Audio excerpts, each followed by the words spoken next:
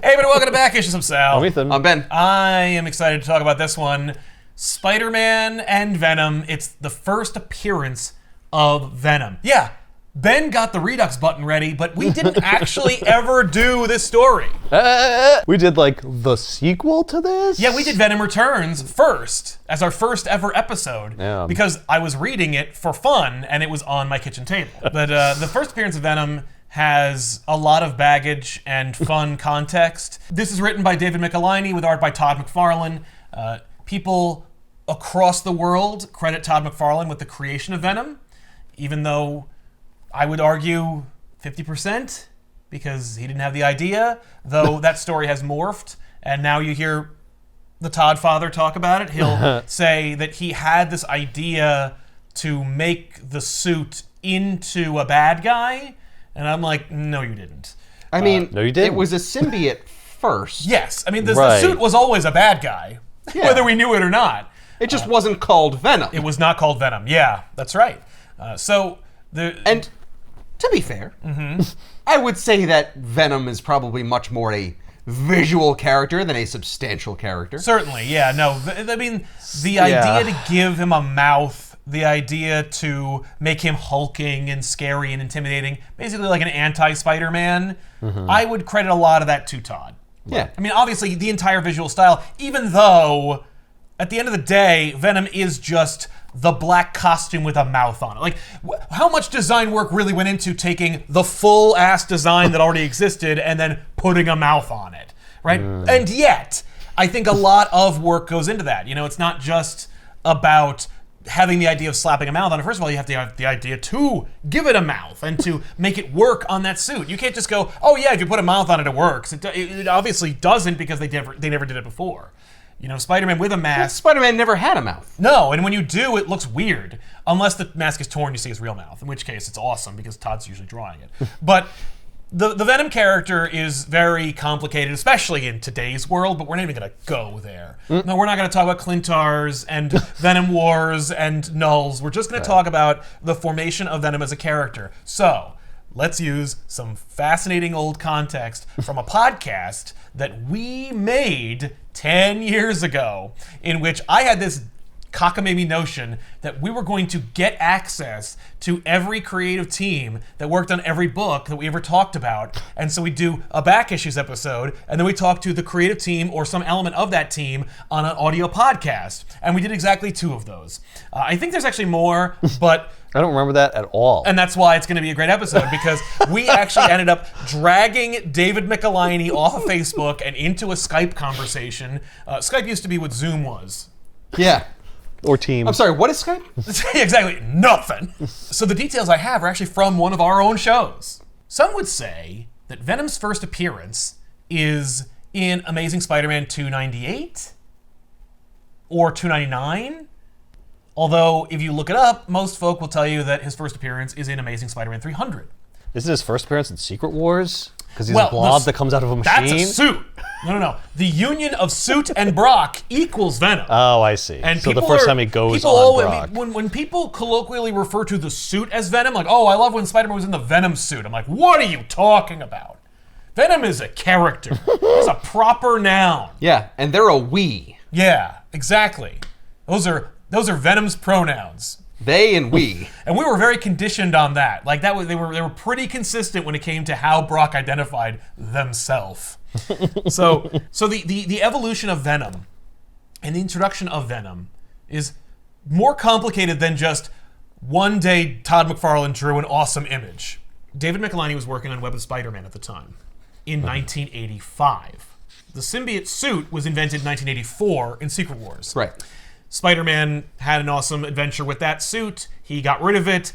He gave it to the Fantastic Four. It escaped. It tried to get back onto him. And on his way to the Fantastic Four, he ended up going to a nearby church and then using the bells to get the suit off of him. And then he passed out, and the suit... Smoked a cigarette. Yeah, just... After getting off. Yeah, no, because the suit doesn't like sounds. It died. The suit pulled Peter to safety where it seemingly died. But it didn't, and it, I guess, just hung out at the Church of Our Lady Saints. Which must have sucked every day when I it know. listened to I'm the like, what are you bells. doing? What are you still doing there? I think the idea was that it went... Every day it was glutton weak. for It's like, punishment. I have a little bit more energy. I think Oh no, is it noon?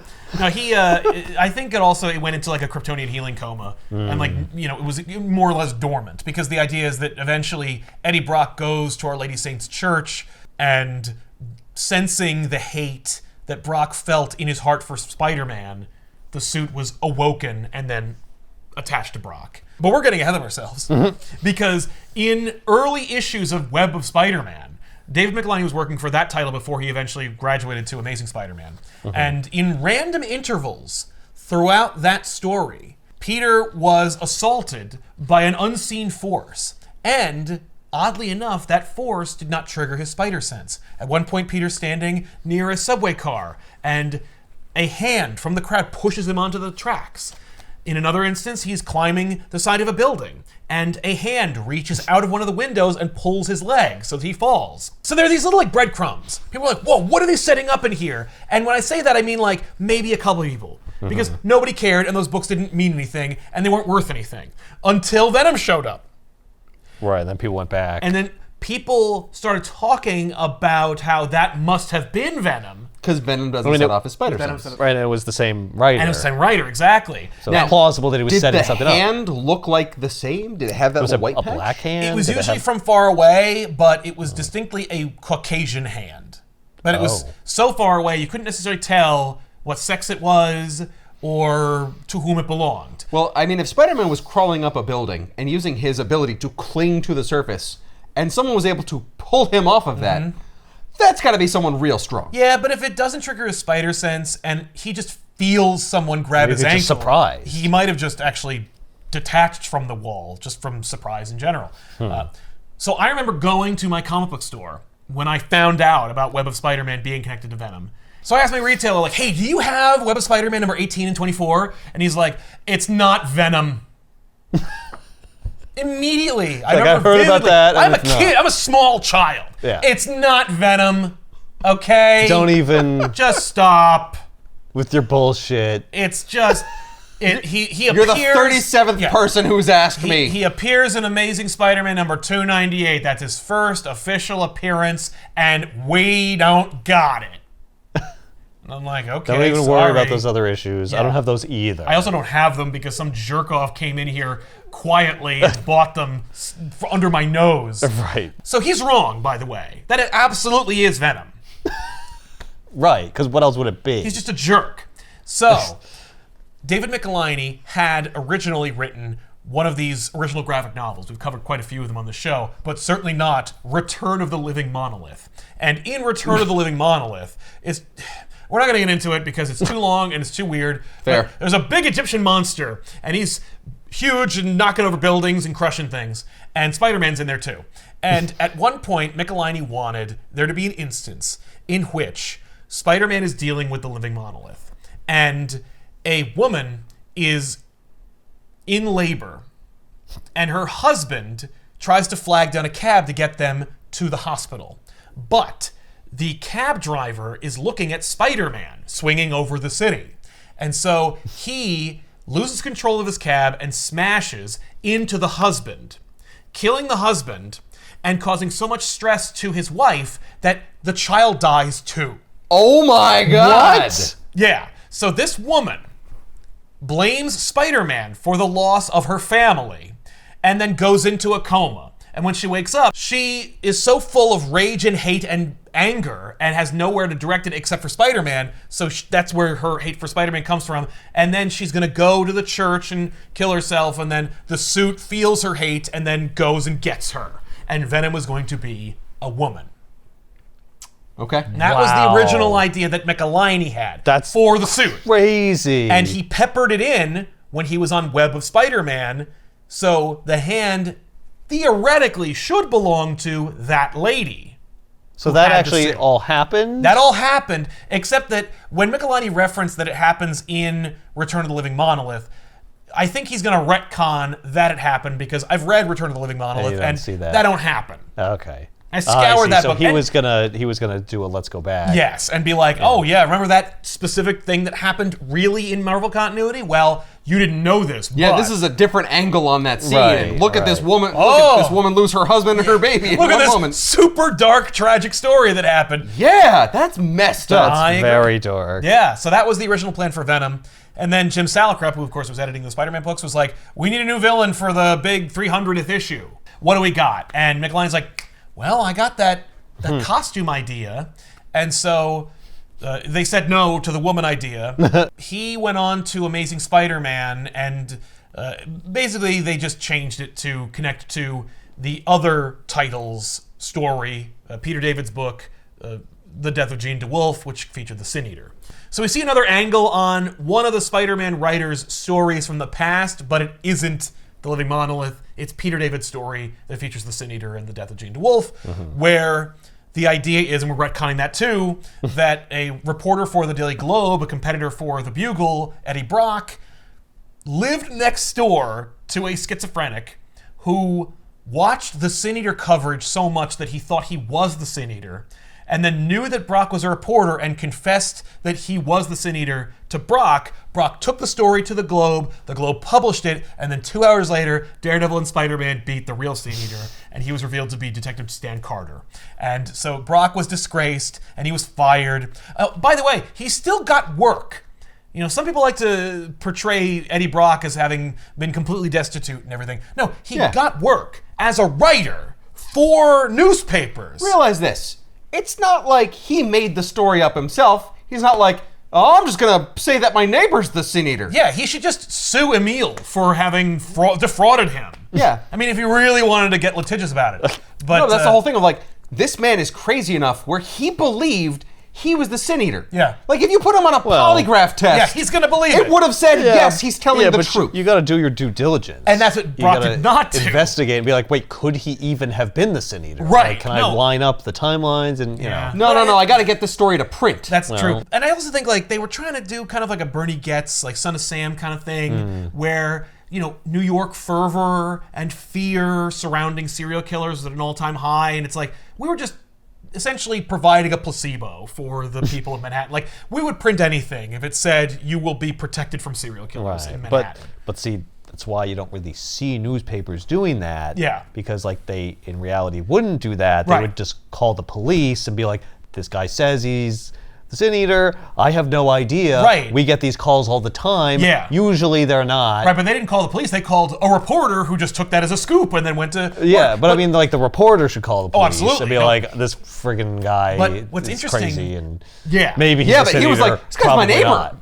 If the police take too long, he's going to kill me. That's true. Well, yes. But I think that it also informs Brock's character. Like, I love that that is Brock's origin because it further makes him anti-Spider-Man. Brock was given power of this story, and he was irresponsible with it. Right. And he What also if- passes the buck every time Right, that he it's is not ever his to blame. fault, yeah. And What if Peter Brock always was the takes buck. cab driver? Yeah, who killed that woman. Incidentally, she's never appeared. They've never used that story. Good. Kind of upsetting. I so agree. I'm It's glad pretty they didn't. dark. It's a little too dark, but Yeah. is it? I mean, at this point, there's so many stories. But, What's darker is the baby coming back to life and, like, you know, wreaking havoc on Yeah. Spider-Man's That life. would be darker. That would be much worse. Michelini was paired with McFarlane. The two of them worked together. McFarlane had the idea of putting a mouth on the suit and making him big. And Salicrup wanted a new character for the 300th issue, and so Venom was born. It just kind of worked out. Yes. If you ask Todd McFarlane, by the way, apparently, you know, the sales and value of Amazing 300 have gone up over the years because, as I said before, you know, like Venom's first appearance is technically Web Spider-Man, but also if you want to go with like when Venom actually appears on the panel, it's 298 because they teased him throughout the lead up to 300. Right. And this collection we have here actually has all those appearances sans Web of Spider-Man. Yeah. Because also Marvel was very quick to deny the Web of Spider-Man connection. And I think that it's because they had PTSD from the whole who was the Hobgoblin thing, where the writer had every intention of telling you who the Hobgoblin was and then left the book and didn't tell them who the real Hobgoblin was, and they had to come up with another identity. And so they were like, oh, it's that guy. And then that just was history forever. And it was lame. And it was lame. And confusing and kind of mean and vindictive. But anyway, we're not here to talk about Hobgoblin. So Unfortunately. Web of Spider-Man was like rarely connected. Although I do recall reading a later story when Venom was firmly established in the zeitgeist. I remember seeing full-ass retcons of those appearances specifically, but with Brock on the other end of those arms. Where they're like, that is Brock doing it. So we can never say that it was actually that woman. Yeah, he looks like Brock. It is Brock, yeah. And He even then, refers to himself as Brock. He's got a little name badge that says Eddie Brock on you'll it. also see, like, physically it's him. Like, he's just doing it. And he has thought bubbles where he's actually thinking about doing it. So, but the point being... Shall I, Eddie Brock, pull on Spider-Man's leg out this window? Devious. The reason why the price for 300 went up is because apparently officially they started saying, no, Venom's appearance is 300. Right. Now, Officially, Because he was that is teased. the first appearance. But, like, was his He's on, name like, a ever said? nope, his name was never said. He never had a full appearance, which is why in Wizard Magazine's price guide, etc., they would have distinctions like partial appearance, like partial first appearance. Right, So because you Venom's- get a panel like this where it's like, is that Venom? I mean, if it's the black is. suit with a mouth on it, that's Venom. Right. But you can't really see what he looks like, although you do on this page. That is his first full appearance, which is $2.99. Yeah, but he says, I'm home, Not not Venom. I'm Venom. Yes. Or we're Venom. Right. And then, of course, in issue 300, not only does he feature prominently in the issue, but the issue title is called Venom. Right. But And it's all about Venom as opposed to the other books where he's just sort of there. At some point in the late 80s into the 90s, $2.99 was more valuable than 300 because that's technically the first full appearance of Venom. And yet, now 300 is super rare and You super say full. expensive. I can't see his feet. Yeah, but if he was how drawn do by you define Rob full? Liefeld, then that would mean that is his full appearance. So the first full appearance of Venom and the origin of Venom, we talked about like Brock and the Sin Eater and all that crap, and he basically says that in every issue he appears in, because David Michelini went to the Marvel School of Writing where we got to reestablish and reestablish who the character is, what they're all about. They're a new character. This was essentially just like, pull the idea out of your ass for the 300th issue, make a new guy. Yeah, we're probably going to throw him away in like 20, 30 issues. That's certainly how he's regarded throughout his first appearance. Right. Like Not that he's going to become this iconic. Yeah, we didn't know how successful he would be. Right. We knew Apparently, people love spider people. Yeah, apparently I'm wrong about how Spider-Man's fun is his uniqueness. Right. Any derivation of him is almost as good as him. It's arguably better, actually. Sometimes better. Especially if it's darker or more antithetical to the core of the character. You know what I love? I love Spider-Man, but a little edgier. Yeah, I like Spider-Man, but like, I wish he were someone completely different and did other things. I wish you were like almost the opposite of Spider-Man. Yeah. That means you like what he looks like. The introduction to Venom is, we see Venom complaining about Spider-Man in his first partial appearance, where he's like, I'm going to be in the Spider-Man book soon. Right. And then the next time, Mary Jane goes to her apartment, and Venom is sitting in the corner, just breathing heavily. And she's like, Peter, what are you doing? And then she turns the light on, and it's Venom. And he says, hi, honey, I'm home. More importantly, he looks like Spider-Man initially. Right. His mouth grows onto his mask, Right. scaring the bejesus out of Mary Jane. That's a Now, very when you say scary it grows image. onto the mask, Like, Well, he his has mouth mask is- closed, and then he like. no, he had no mouth. It's just Spider-Man's mask, and then a mouth formed. Almost like that's the first time the Venom had a mouth, was to smile at Mary Jane. And then he was like, I kind of like it. Let's just go with it. But obviously, in retcons and explanations, he always had a mouth or some crap. But like, Well, I mean, you could argue his mouth is just closed. Yes, it because could you be can't see his closed, teeth. but- He's got his lips. I mean, he doesn't have lips, but he's Mary Jane says he grew it when she describes him to Peter when he eventually comes home. interesting. And of course, this is also an opportunity because at this point, from 84 to 89, they are pushing this black costume. And in fact, in one of the more recent action figures of Spider-Man, you can get two of them, the red and blue, and the symbiote suit. Those are from the Secret Wars lines. But they were really pushing this black suit. They were like, this is it. And it appeared everywhere. And he wore it all the time. I mean, And it just makes him cooler. it was cooler. I love that suit. I don't think it's better than the red and blues, but only because I appreciate like icons. But it's a dope suit. Oddly enough, it didn't get a lot of play outside of comics. Yeah, I don't remember ever knowing about it. Yeah, and yet for like 5 or 6 years, that suit reigned supreme. 4 or 5 years. Even though it tried to kill him, inevitably he ditches that, Right. and then Black Cat makes him a cloth version. Oh, also at some Did she point, make it out of her own costume? So that like a part probably- of her is always with him? Well, we're the same material. I mean, Sure. she's got to make the suit herself. I mean, it's black. But I should also mention that Pete and Felicia were together. He revealed his identity to Felicia. She freaked out about it. They reconciled, and then they couldn't. And then she bailed to Europe for a little while. And during that time, Spider-Man was getting married in the newspapers. And for synergy, they were like, and also in the comic books. And so Spider-Man and Mary Jane got married in 1987. And oddly enough, Pete and Felicia had not interacted from 87 to 88 or 89. And so in this story, Felicia finds out after she returns from Europe that Peter and she are no longer together because as far as she's concerned, like, look, I'm Felicia Hardy. I freak out every other Tuesday. And I got to just bomb off to Europe. But like, I didn't say that our relationship was over. Yeah. Right. I just said I was leaving to Europe. Yeah.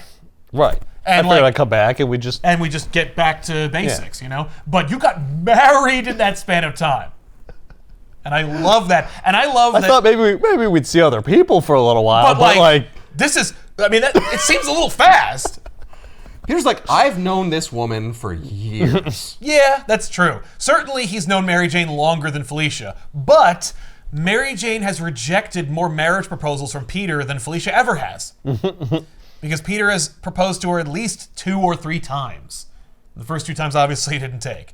But Felicia, no. Well, obviously also Felicia had to get over the fact that he had a dual identity and that he'd like to have sex with her, maybe not wearing a mask at one point or another.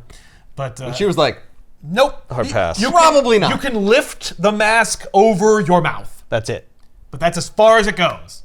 I love that also they just throw Felicia away. Like, for this span, from 87 to now, they don't even regard her as a character.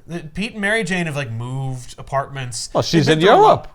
Yeah. How's she going to be in his I'm life? just saying, like, no going one to ever- Europe is the same comic book adaptation of sending the puppy to the farm. That's true. They went to Europe. Harry went to Europe. Norman went to Europe. Felicia went to Europe. Gwen went to Europe. Her children came from Europe. Like, there's a lot of problems with Marvel and Europe. Whatever the hell that means. So, that's also an element to the story. But as far as this is concerned, Pete and Mary Jane are married. They're newlyweds. Mm-hmm. They've been married for less than a year. They've been actually married in the text longer than a year. Mm-hmm. But, you know. Yeah? I mean, it's only been a year or 2 in comics, so Right. as far as they're concerned, it's been like 3-4 months. Right, yeah. Pete comes home and he's wearing the black suit.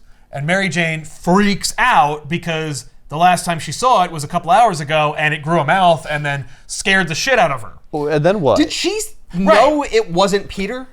She thought it was Peter until the mouth showed up. Right, then she knew Okay. it wasn't Peter. Yeah, and then something happened and Venom went away. Now, it's pretty dark, but let's just say all he did was go, a booga booga booga, and leave. Right. Because Mary Jane recaps the events by giving us fragments of what happened. We never actually do see the interaction between Venom and Mary Jane outside of him saying, "Hi, honey, I'm home." Mm-hmm. But she does say that Well, Venom... he realized that was not Peter Parker, and he's like, "Oh, I'm sorry, that was for somebody else." Yeah. Who are you? Right, exactly, because he does also think that she's his girlfriend. She's like, he didn't even know we were married, and I'm like, well, he has there's a ever expanding club of people who don't know you're married, but so that clearly there was some kind of words exchanged, but she's like terrified, and she can't live in this apartment anymore because this is the place where some creep broke into it and scared the shit out of her, and I'm like, fair enough, Yeah. I get it, and so I thought you were gonna be like, "Look, this place is rent controlled. I cannot afford to leave." This does cause problems for them, leaving this apartment. But things are looking up for them financially. Not for Peter, obviously, because he's a loser. But Right. Mary Jane's modeling career has taken off. So she's like, you know what? We should be living the life anyway. So Pete leaves. He's like, I'll look into this, and I'm gonna call Aunt May and have her like come pick you up, and you can stay at her place in Forest Hills for a little bit. Meanwhile, I'll go check this out because it sounds like the Fantastic Four are been asleep at the wheel because my suit is out again. This is strike 2 read. Right. And it's not just out, it terrorized my wife. Yes. It's like the worst thing. Yeah. I mean, Almost that it could have done. I guess it could have killed Aunt May or something. or but, my wife. right. Or me. But either way, all it did was brutalize my wife. What the crap? So then we get we got our first full look at Eddie Brock because we don't know who Eddie Brock is or what he looks like. But Eddie Brock goes to like a depressed apartment that he's been staying in that's covered in newspaper clippings of Spider-Man and the Sin Eater and stuff like that. A little poster that says "Hang in there" with a kitten. That's right, of course, because he needs to hang in there. Ironically, of course, the suit does approximate Spider-Man's powers and webbing, so he literally can hang in there. But Eddie Brock is also explaining that he needs to work out because the suit does not augment his strength, which is another huge retcon. Yeah, no. The suit just went on him. It looked like other things. That's it. That's kind of fair because it's not like the suit ever augmented like Peter's strength. Nope. He was always strong because he's Spider-Man. In every other media, it does. In the '94 cartoon show and in literally every other adaptation since that cartoon show. Then, yeah. Yeah, it but definitely. Prior to that, there was no reason for it to do that. No, because he already had spider strength. He doesn't need to be like 3 times as strong because he has a alien-wearing thing. So Venom was just a guy with a living suit who was real buff? Yes. Yeah. What? Yeah. Then why is he a threat? I guess because he has webbing. Because he has webbing, and we'll see that his strength is really, really big. That's why he's so huge. Well, he is lifting a huge amount. Yeah, he's really buff. He's had a lot of time to work out. Since being fired? Yes. Okay, good. Well, because that happened in, like, the 70s. Like, was he that buff when he was a reporter? No. And in fact, when we see his origins, he has longer hair, he wears glasses like a nerd. He's just, he was frail he and just changes himself completely. He got like Mugatu ripped in Zoolander 2. Or like Bill and Ted in the latest movie. Yes, that's right. Prison Bill and Ted. Wow. Here's your certificate for making references to both Bill and Ted 3 and Zoolander 2 in one sentence. He's the first human being to ever do that. I'd like to thank all my loyal fans out there. Yeah, the Ben Boosters. That's Eddie Brock. Eddie Brock works out, and he constantly does this. Now, of course, this is also a good character building moment for Eddie Brock. He's obsessive. This is what he does. He doesn't do anything half-assed. If he needs to work out, he works out to the most extreme degree. This is also helpful because now he can be a physical match for Spider-Man. As opposed to Spider-Man going, I'm sorry, you know it's just a suit, right? Smack. And he's just dead.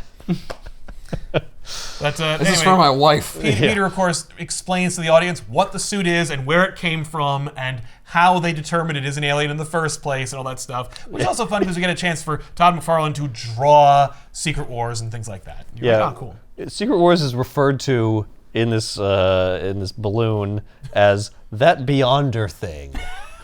Which is like the greatest description of Secret Wars. You know, and it's funny because which one, Pete? Because there have been 2 Secret Wars you've been in, and both of them involve the Beyonder. In fact, the second one involved the Beyonder more heavily with you. It's the one with the Space Jam basketball planet. Yeah, that's right.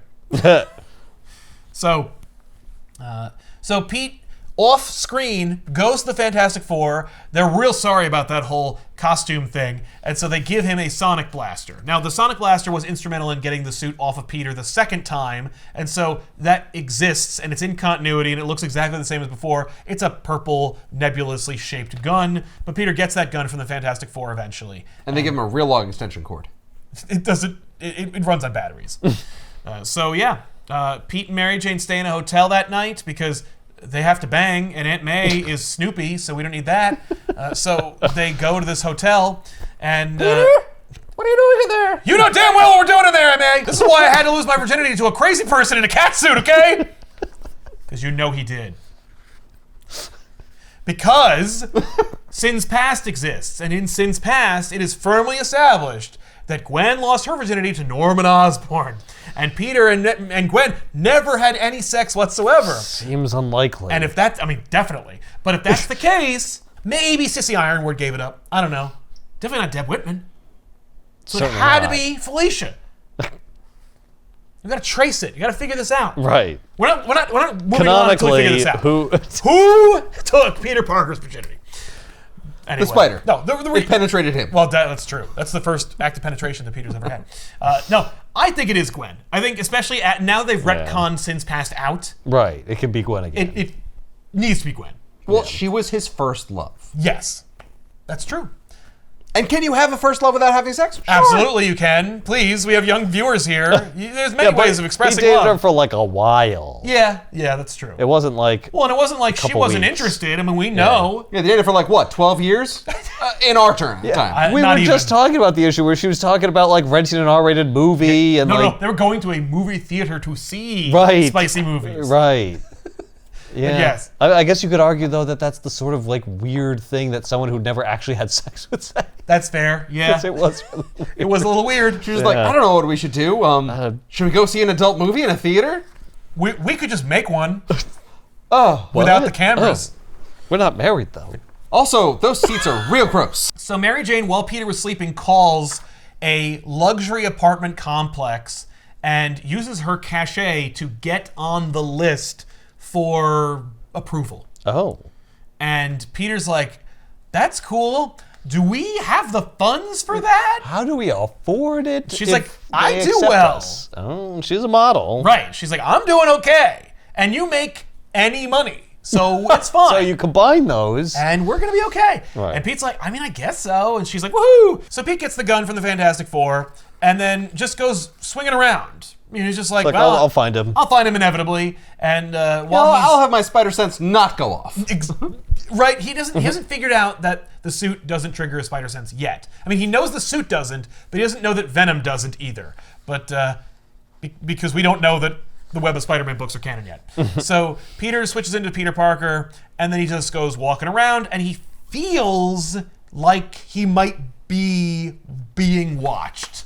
And in fact, we see this little montage of Eddie Brock switching outfits using the suit to blend into the crowd that's behind him while following him, which is pretty fun.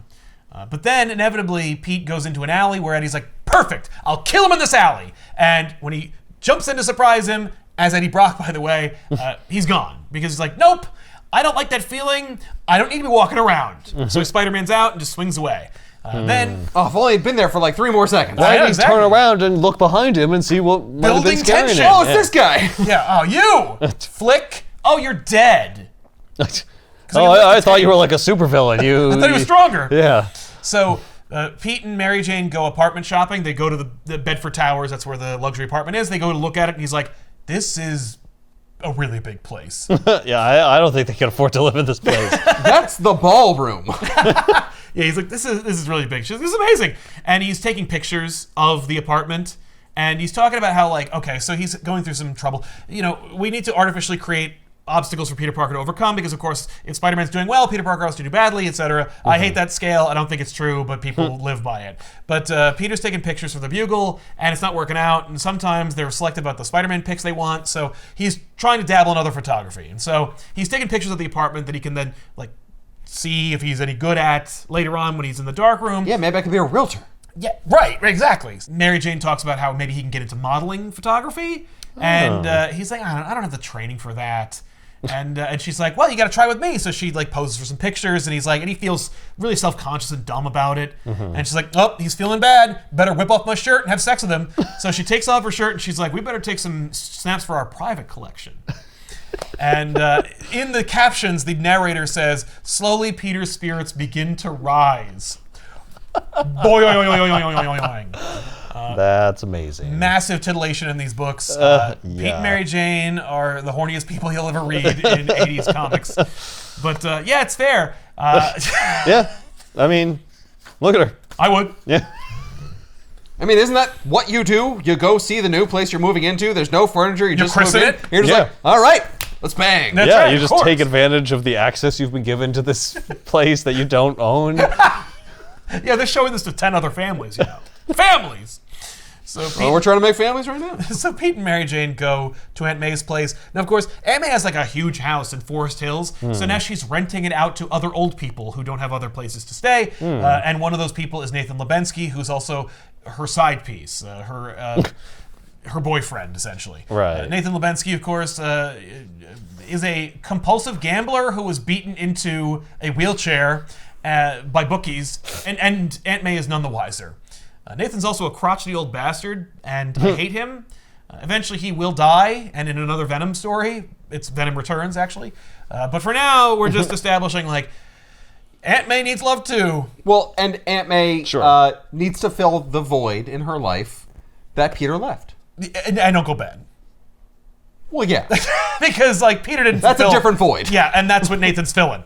So, Nathan lives there, too. And so, Nathan, of course, is really protective of Aunt May. Mary Jane has a conversation with Aunt May where she basically is like, how come you've been so, like... Because Aunt May has been kind of chilly to them.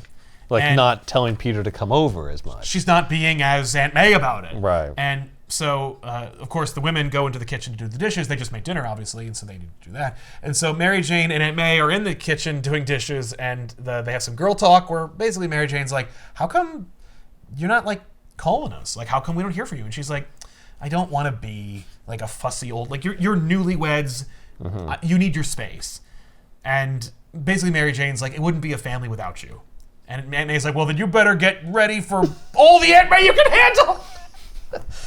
You heard her. Oh, boy. She said it was cool. Oh, no. That was cool. That's it. Nathan, this place is yours. I'm moving in with him. Exactly.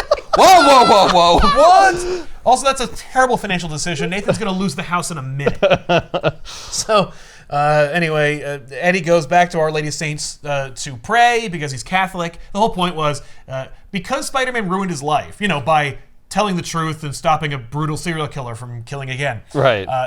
That he was going to kill himself because Eddie Brock was forced to write terrible, raggish gossip columns for publications. He was forced to write Venom. What? He called what he was writing Venom. So now he calls himself Venom? He named himself after the thing that drove him to suicide. What?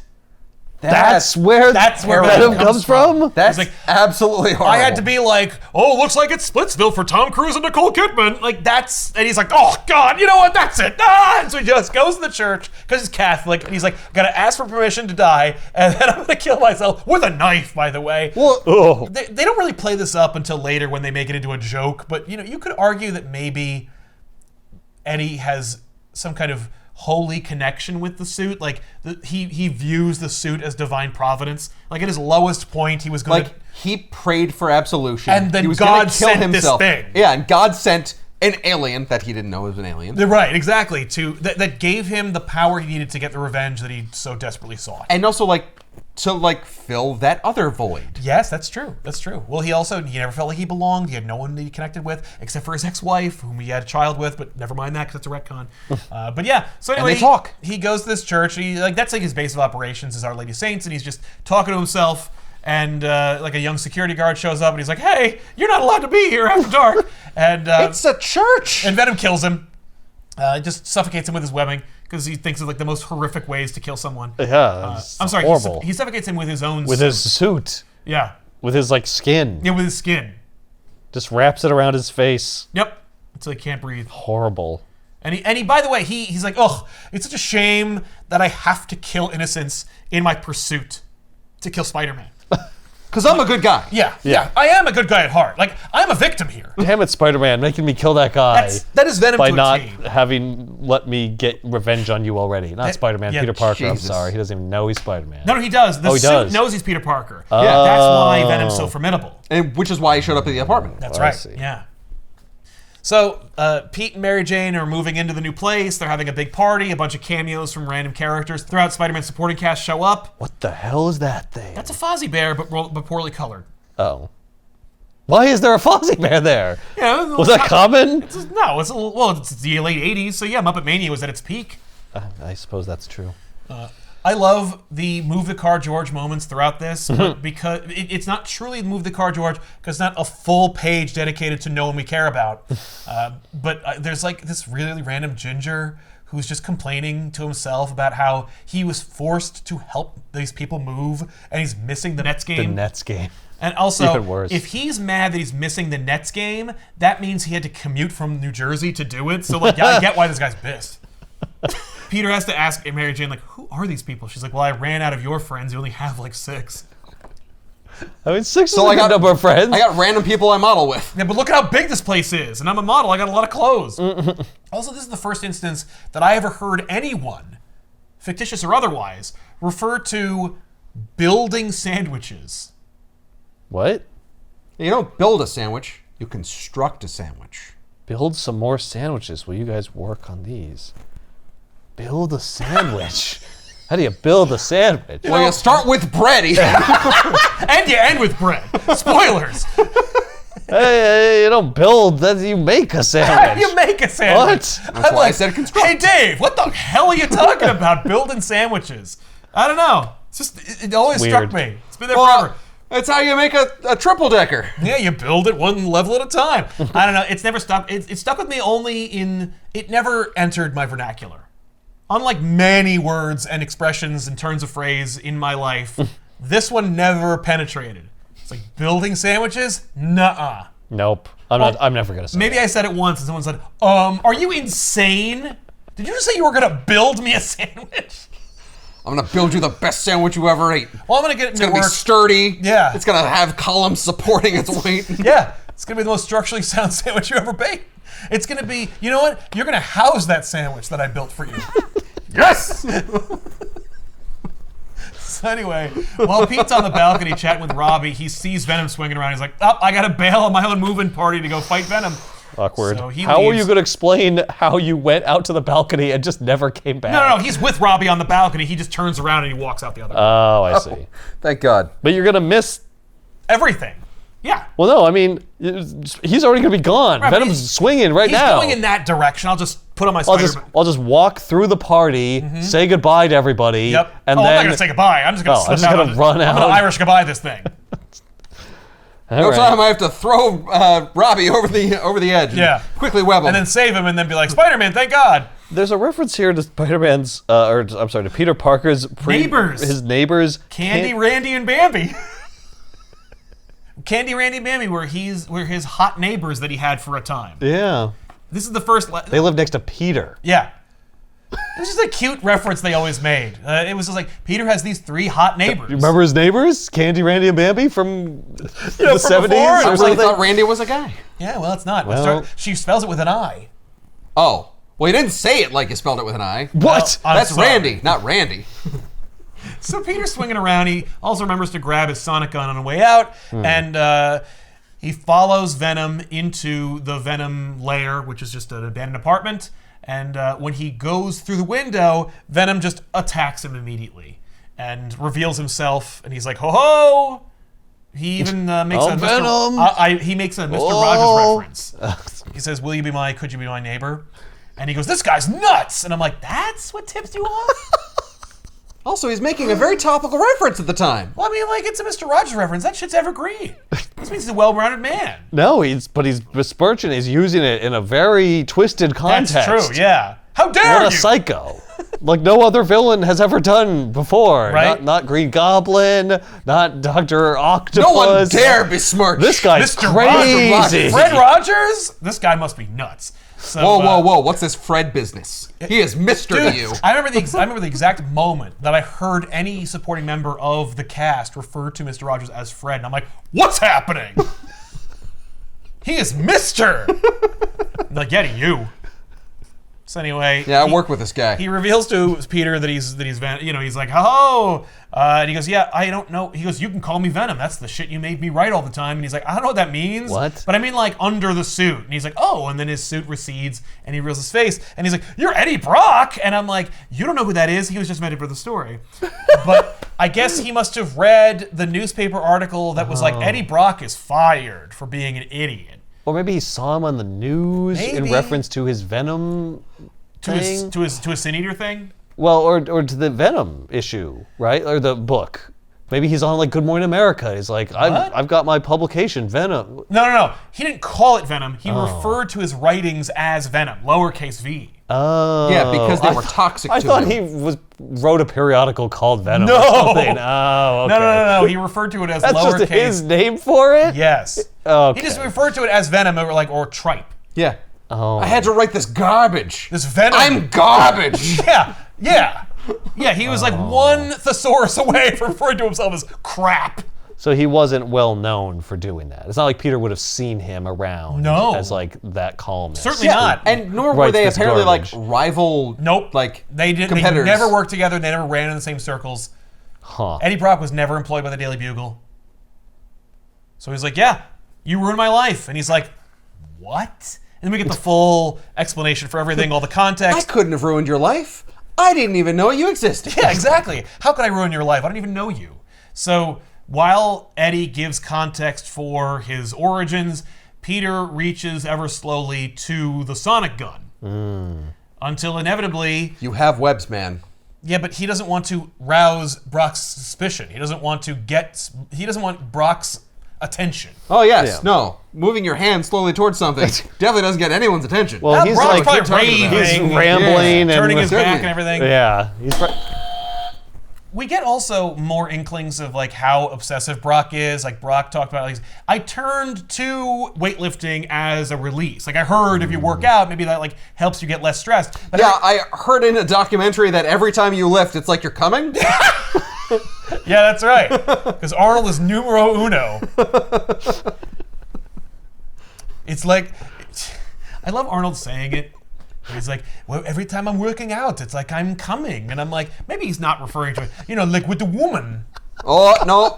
like in case you think okay, never it's mind. like a metaphor or something. No. No, So it's like every day I'm just coming. I'm coming over in the and work. over I'm again. coming at work. I'm coming in the gym. I'm coming at home. Everywhere I'm going, I'm coming.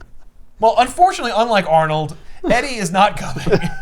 Or if he is, it's over Spider-Man and his rage. He's got a rage boner for Spider-Man. But he's like, every time that I like grabbed the bar, I was imagining I was choking you out. And every time I hit the heavy bag, it was like I was pummeling your face. So I covered all my walls with articles about you and fed my hate until eventually I was just like, that's enough. I'm going to stab myself in the heart. And anyway, the suit told me who you were, and so now your life is over. So Pete grabs the sonic gun, and then a big fun brawl ensues in which two people look exactly the same fight each other. Yeah. But one has a mouth. One has a mouth, and if their arm is in the way, you can't tell the difference. But then the other one doesn't have a mouth. That's true. So that's how you know. I'm noticing the teeth here. They're flat. They're more like human teeth. Yeah. Yeah. I don't like that. No, it's much more Uncanny Valley.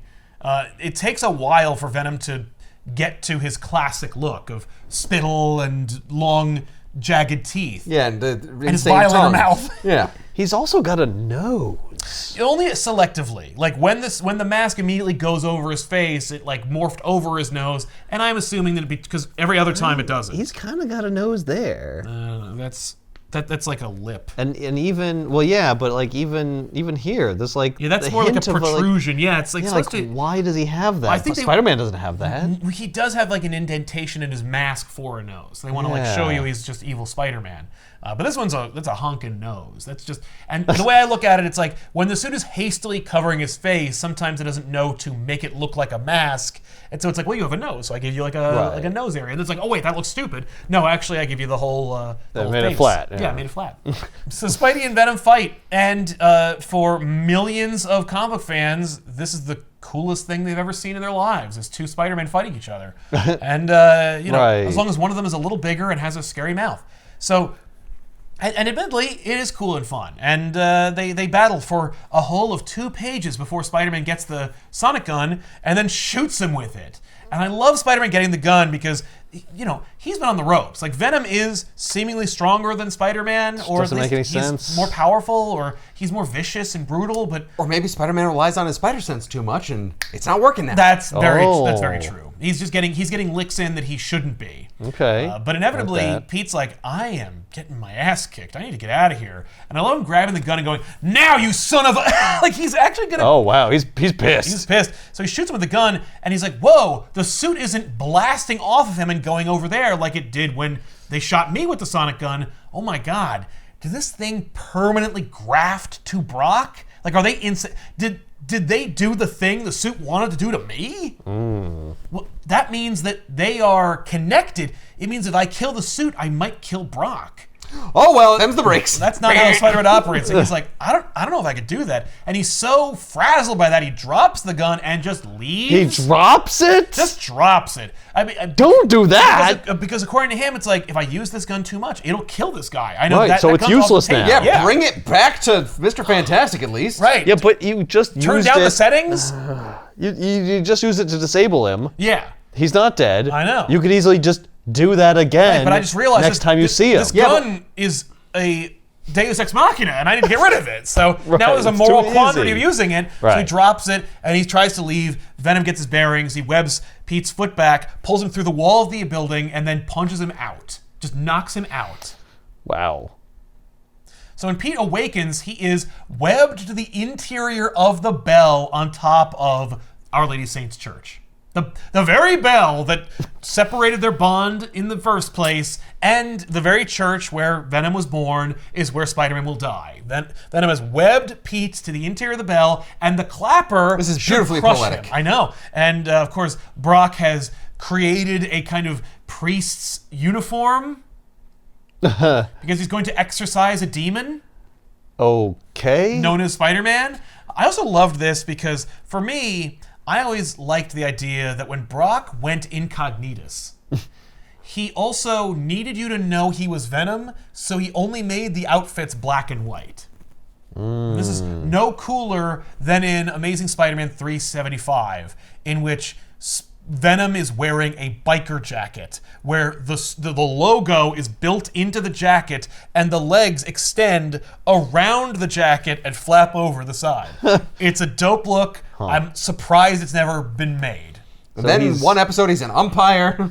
Yeah, exactly. He's a prisoner. referee, yeah. He's the Hamburglar. He's very on brand. Yeah, he's very on brand. So he's like, all right, well, anyway, the bells will kill me, so I gotta go. So I'm gonna James Bond this shit. Yeah, I'm just gonna assume it's gonna kill you. Well, no, I'm gonna wait, and when I hear, because obviously when the clapper hits the wall, it's not gonna make a sing-songy bong. It's Right. gonna make a splat. When I hear the splat, I'll come back up here and dance over your broken bones or whatever.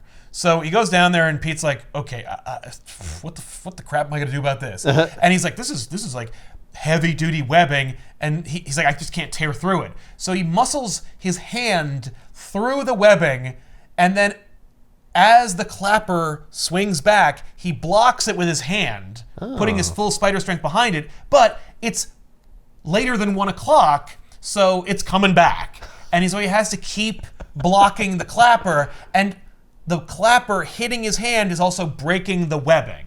Eventually, he's like, okay, I can't take it anymore. His hand's free, so he reaches out and catches the clapper. When the clapper pulls back, it pulls him out of the webbing. Okay. But Brock doesn't Interesting. hear anything, Right. so he goes back up there. A bell that size? Mm-hmm. Jesus a Christ, big-ass it would be bell. loud. Well, yeah, that's the idea. Is like he's like this could kill me, just from how loud it is. Right. It's not good to be up here when this is No. ringing. So he goes on top of the bell tower, rips off a piece of metal or material from the building, and then reasons, okay, the suit makes webbing. I know that because I didn't need web shooters when I had it. Right. But Brock doesn't have access to my technology, so he has to be relying on the webbing from the suit. I never really get a chance to actually think about how that webbing works, Oh, it's poop. but I have to assume, not that it's like excrement, We've covered although it this is. before. Absolutely We is. do know that it right. is But he's suit. like, but Yeah. Pete's like, it must use either its own waste or itself to produce the webbing, to Right. So approximate the it. more of it uses, like the weaker it must be. And the more becoming. depleted it becomes. Right. And he must have used like a ton of webbing on me to web me to Yeah, the because I was in a ball of webbing Yeah, it for was some reason. It was a lot. Yeah. So, okay, so he's in a high Maybe I'll point. just punch him real hard. Well, so he waits for Venom to try and get at him, and he just keeps kicking him in the face, and then Venom uses the webbing to, reattach to the wall, and right before Venom can get his bearings, Spider-Man cuts the webbing, and so Eddie keeps doing this because he's an idiot, and eventually he just runs out of webbing, and there's this great panel of him just going, like that's all she wrote. Like it's a fart. Yeah, you ain't got no more yeah, webbing, his son. suit is kind of like depleting. Like Yeah, you you see can some see, of like, the skin it's- coming through. exactly. It's like I don't have enough stuff to keep doing this. Yeah, so he plummets and he falls, from a building, and he hits the ground, and thankfully the suit must have been so selfless that it impacted most of it, which also renders the suit out of commission. And so Brock's alive, the suit's out of commission. So Pete calls the doorman at his new apartment complex and goes like, hey, could you give a message to my wife Mary Jane that like, it's over? But not like with me. Right. Like the problem. The thing. The thing. Our little problem. We took care of it. Yeah. And then he dumps Eddie and the suit with the Fantastic Four. I love that I thought you were going to say in a smokestack. in a smokestack. That's where he puts all his problems. But the problem is they keep coming back. That smokestack is not a cure-all, as we know. But yeah, it does cure them. It's true. So he goes to the Four Freedoms Plaza to drop them off. Normally it's the Baxter Building, but at this point in continuity, they had a tower with a big 4 surrounding it, like it's built into itself. Oh. This is my favorite version of the cool. tower. I love the idea of there being just an effing 4 in the New York skyline. But yeah, so they put him in this chamber, and I guess Todd didn't want to draw any other members of the Fantastic Four because we only see the Thing in both appearances he makes in this story. But yeah, it's presumably late at night, although you wouldn't be able to tell from all of the depictions of what happened. But yeah, so he drops him over the Thing, and the Thing's like, yeah, we got him, thanks a lot. By the way, could you bring your weirdos over here at like a reasonable hour? And it just because the Thing's wearing like a bathrobe. Why does the Thing look like some kind of dinosaur or something? Because What's the Thing wrong is with his going, face? he's going through a transformation during this period. Oh, yeah, It's actually kind of certainly unfortunate is. because like Todd McFarlane draws an awesome Thing, and it's unfortunate that he has to be at this very specific iteration of the Thing, Right. where he's going through a transformation. And this is one of the iterations where he had like he had like a spikes and crest, stuff. or yeah. It's a mess. It looks like he's wearing a hat. Yeah. I just thought that, as a kid, I thought it was just Todd taking artistic license. Like, oh, he's made of rocks. Well, I'm going to draw the rocks however I want. Yay, Right. Jagged Rocks. And it's like, I'll draw weird. that's off model. But it's like, no, it's on model for this very specific instance that the Thing was going through at this time. Wow. So Pete comes home to his new apartment with Mary Jane, and he's like, oh, come on, I said I was sorry for bailing on everybody, and I'm sure everybody really appreciated helping us move and then me not being there to help them. And she's like, no, I'm not upset about that. I'm upset that you're still wearing the black costume. Right. And so they can have a convenient fireplace for exposition. And so he's like, all right, well, if you don't like it, because it gives you the heebie-jeebies, then he just takes it and he throws it into the fire. She's like, no, that's a decorative fireplace. Yeah, it You're probably supposed is. to put things in there. Right, like where's the chimney? But so he throws it in the fire, and he's like, well, it's gonna be really weird, just swinging around in my Fruit of the Looms. She's like, that's okay. I got this. It's the suit you wore in Germany. And What? It's not, because it doesn't say Despina on the back, because it's a Halloween costume that Pete That's got right. off the rack Well, while we're gonna he was forget in about Germany. that. But never mind that. Also, we're trading one trauma for another, because if you remember your history, Peter murdered a woman with his hands while wearing that suit in Germany. I don't remember that. I remember that book. That I is in do not Spider-Man remember vs. that Wolverine. happening. Charlie, Wolverine's Oh, old yes, partner, yeah. just runs at him full tilt, and he just punches Blocks her her. as hard as he That's wants right. to punch Wolverine, and that caves her head in, and she dies Right. from a Oh brain my hemorrhage. God. But I don't think Mary Jane knows that story. I think he left He that kind of stuff. left some details out. Yeah, about how I went to Germany and I fought Wolverine. Oh, and Ned Leeds died. Anyway, I'm Oh, back. that's so sad. Yeah, a lot I of have your suit. Oh God, no! Yeah, but instead he just puts it on, and then a legend begins anew, as they He suggest. puts on this Halloween costume. So canonically, Peter's wearing a Halloween costume. Well, only in this point. Maybe then he goes to like a cache somewhere where he stashed a bunch of other real costumes. That's never said. It's never said. Well, that means that it can happen. It's never shown, Right. which means it so can. It's room for anyone Head to say canon, that that's what it's happened. not technically canon. Right. But this But is it also, doesn't say Der Spider on it, so that has to be what happened, because it's certainly not the we one don't that was see actually it. from Germany. We don't see the Right. back clearly. Right. So maybe in between this book and the next one, He gets a new suit. where you see his back, he does switches get a new one. Yeah. Also, Todd McFarlane did not want to draw the black costume. He was happy to draw the black costume if it belonged to somebody else. But he's like, I don't. If I'm gonna be in the big leagues and I'm gonna draw Amazing Spider-Man, he better look like Spider-Man. Right. Everybody better be able to see how good I can do these lines. I think, because Todd McFarlane likes to play 4D chess, I think he's like, well, obviously I'm leaving, but I gotta have a big, impressive resume. And if I'm gonna leave Spider-Man, inevitably, to start my own company or Right, do which I whatever, will. which I definitely will and have absolute designs on, I want to have a continuity of drawing the most iconic version of Spider-Man. As far as he's concerned, the black costume, while it is 4 or 5 years strong at this point and a fan favorite suit, it's not as iconic. He's Right. like, if I'm going to be on The Amazing Spider-Man, I got to draw the iconic Spider-Man. I'm not going to be the guy who drew Spider-Man during this weird period where he only wore this one suit. Because as far as they're concerned, it's a new suit. Still. Yeah. And so I think that's why he decided to do that. But he said, he was just tired of drawing the black costume. I would be too if I was an artist. It looks exhausting. I mean, it's just and unfulfilling. Yeah, to draw. you draw. It's cool because you can do fun things with shadow, but after that, what else is there? You're drawing a silhouette with a logo on it. Yeah. Yeah. And it looks cool though. I love it. It looks cool. So- I still like the regular. How great would it be if costume like better. that was never in the plans for Michelini? Yeah. And No, Todd's it like, wasn't. I'm just going to draw these scenes, and you have to fill in the words now, man. Right. No, he just told Michelini, I don't want to draw the black costume on Peter anymore. Like I want if anything is Todd's credit, it's Spider-Man ditching the black costume when Venom showed up. That's also great because it differentiates between Spider-Man and Venom. It also makes the suit definitively Brock's. Now the black costume is a villain. It's not also Spider-Man. It's not confusing. Right. It makes room for Venom to be a separate character. Yes. Yeah, because these are terrible. Where he's fighting and it's just two identical looking characters. Yeah. One's slightly bigger, but it's not enough. Yeah. And I can imagine It's like exhausting to look. I'm just like, oh. I imagine that it was the fight scene that made Todd make that decision. And he's like, that's enough. This sucks. Yeah. That looks like shit. This is not fulfilling. It's a big book. I don't think I've ever seen a book this big. Yeah, they're great. Well, you did when you were younger. When they were proportionate. You mean when it was relatively larger? To your size? Based Yes. on my size? Yeah. These I are guess artist that's editions. true. They're great. Wow. Unfortunately, they're also usually collections. It's rare that comic book artists get to keep their work. And so, unfortunately, with these, they are collected from collectors who have art who've that they obtained, bought. yeah. So a lot of them are signed by Todd because they were a collector who was we like, go. I own this art, sign it for me. Right. And then Scott Doonbeer has to track this down and then go, can I borrow your page and do a high-res scan and make a book out of it, for posterity instead of keeping these pages in your private collection where no one can enjoy them?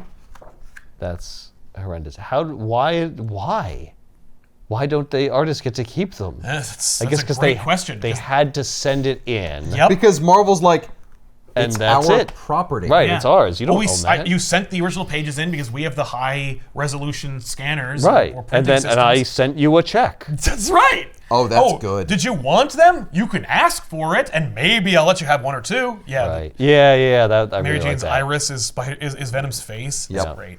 At least in Amazing 300, Todd didn't want to draw New York skylines behind Spider-Man for selected panels. So he actually just grabbed photos or photocopies of New York skylines and then superimposed them behind. So he had to cut out the image of Spider-Man and then paste it over the backgrounds. Interesting.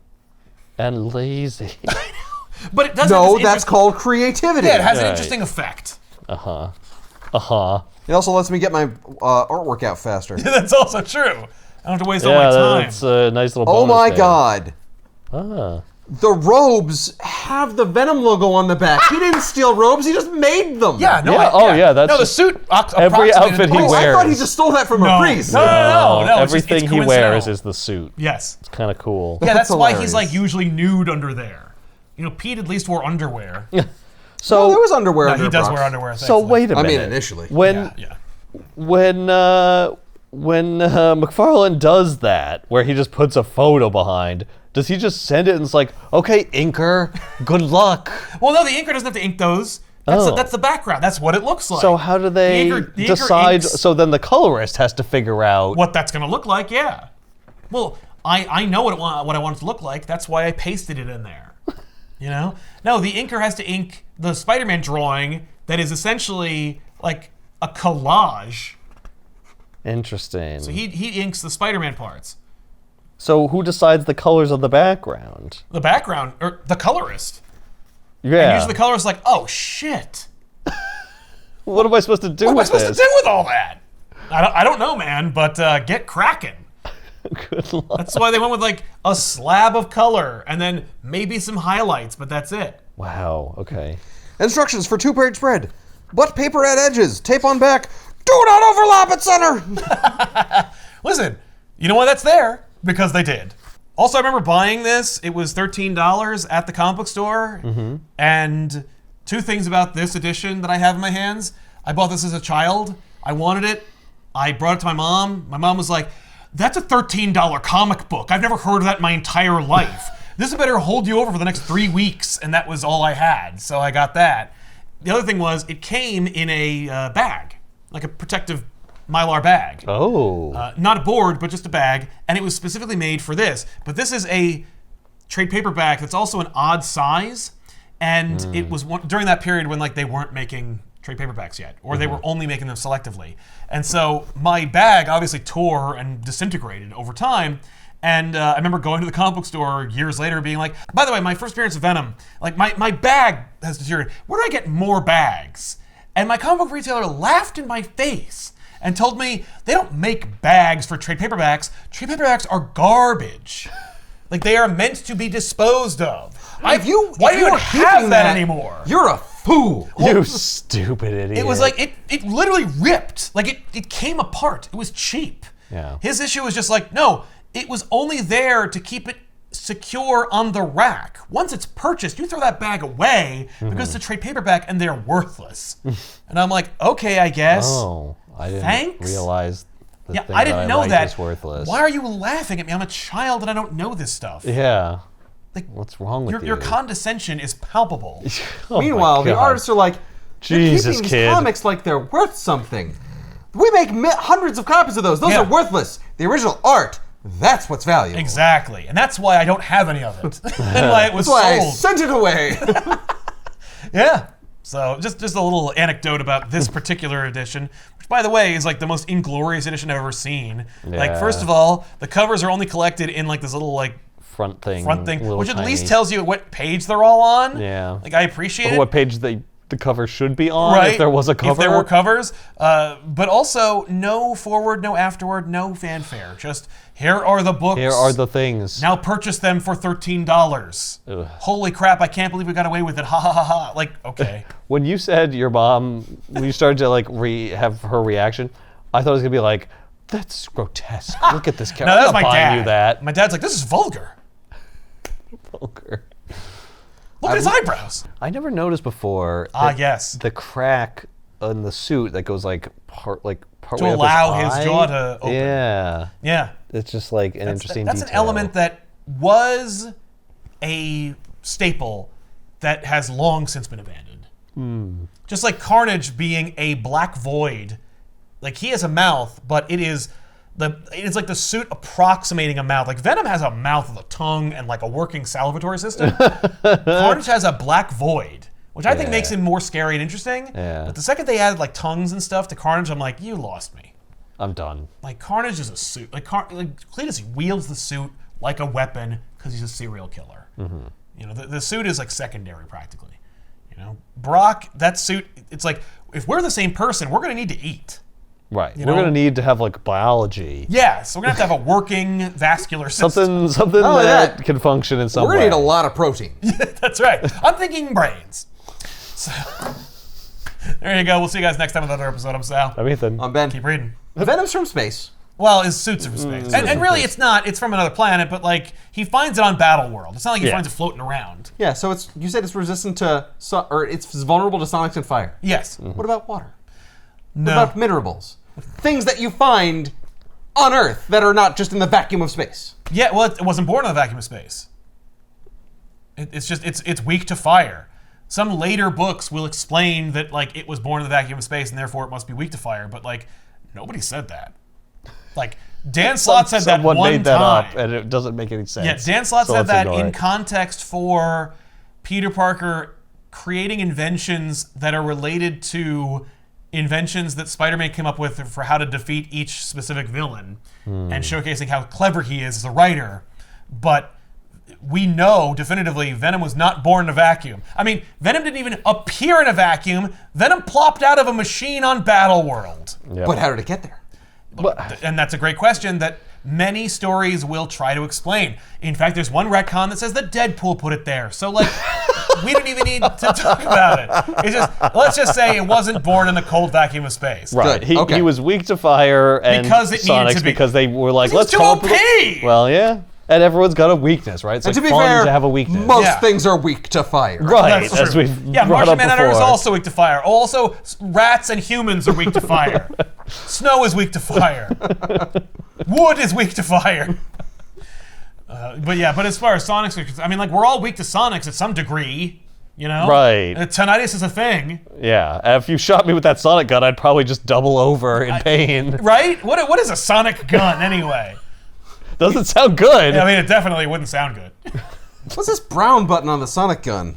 No, I filled my pants! What have you done? The brown note! Yeah, that's a desperate situation. That's like a, we're all gonna suffer for this, but here we go. Yep, it's the only way out. Yep, it's my last resort button. It levels the playing field. Yeah, Look, if you can still fight after that, kudos to you. yeah, you deserve to win. Or maybe it's on a timer. Like I push it and then I run.